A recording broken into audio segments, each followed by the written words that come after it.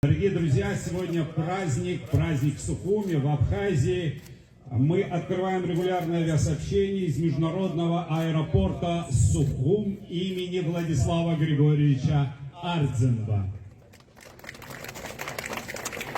В торжественной церемонии открытия пассажирского терминала принимает участие президент Республики Абхазия Бадра Гунба,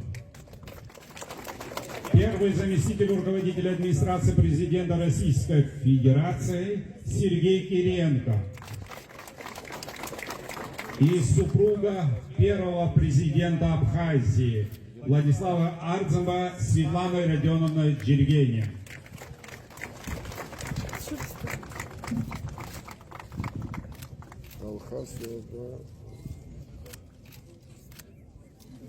Дорогие присутствующие, от всей души поздравляю вас с открытием международного аэропорта имени Владислава Ардзенба.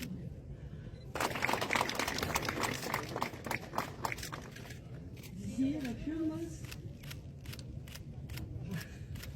Саташинца.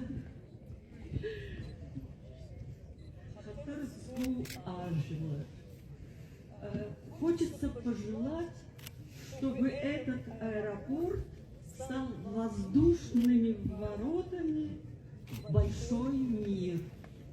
Желаю нам всем мира, процветания и благополучия. Наунагдза Ахсинра. Право принять участие в торжественной открытии нашего аэропорта предоставляется молодым, юным гражданам Абхазии.